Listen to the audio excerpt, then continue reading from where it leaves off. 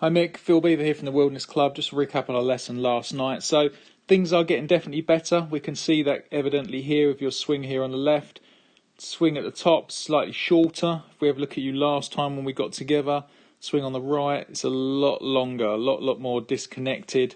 The right elbows here on the swing on the left are much tidier, a bit squeezed together. I know you're not really thinking about that, but hopefully it's a byproduct of what we've been doing.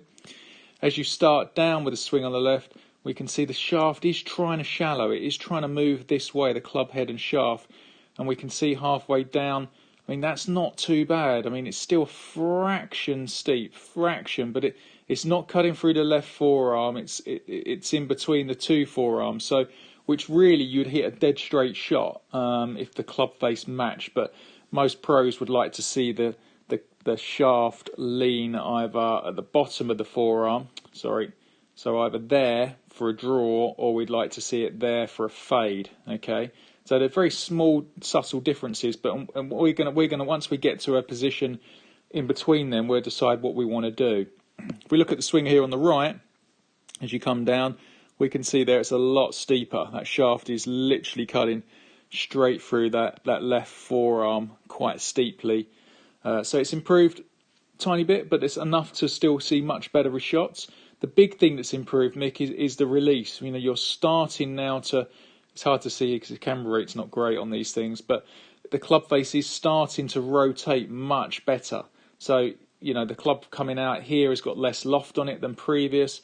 And at the moment, because the path is slightly left, the shot will be a straight pull, but very strong, very pretty to watch, okay? Now, like I said to you, if we can't get that fixed by the weekend, we're going to play with that shot. You're literally going to swing, normal backswing, try and feel like you swing down and release that club. You've got a soft grip, really release that club, and we hit a little tiny pull draw, which will be going miles, and you'll probably quite like it. You just got to aim a little bit right. Now, you know I want to get the path a little bit more this way. The more I can get you from the inside, coming down, the more it means you actually have to release the club. But eventually I'm going to get these shots starting just right and coming back.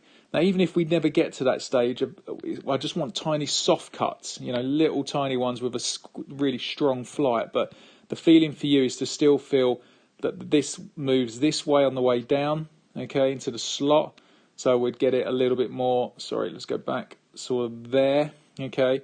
And then straight away from there, we can see that all you'd have to do is turn over it to draw it. So just go through your drills on the range for me. One being hit one ball, swing to the top, really work on the drop, so feel like it's going to come down. The likelihood is the ball is going to go right and stay right, okay?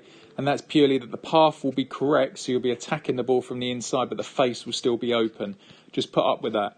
Next ball, I want you to work on the release. Now, if the drop isn't good and you release it, it's going to be a straight pull again. So there's that little, you're going to go hit one over there, and then you're going to hit one over that way, okay? And then the third one, I just want you to try and whack it and just start to see what sort of pattern you get. You might whack it and it goes slightly left with a little draw. That means the release is getting good, so you need to practice a little bit more the drop. Or you might practice the drop so much that they're just staying out to the right and not releasing, that you need to work on the release a bit more. I hope that sort of makes sense. Golf is a little sequence like that, and I would definitely hit one thinking about the drop inside, one with the release, and then one just trying to hit it and see which is starting to work. When you play on Saturday, just think about the shot. So if the flag's on the front, or you know, like the first hole at Knoll, you don't want to lose it to the right. You know, think of the release. Aim at the middle of the green. Think of the release. The worst you can do is a little pull.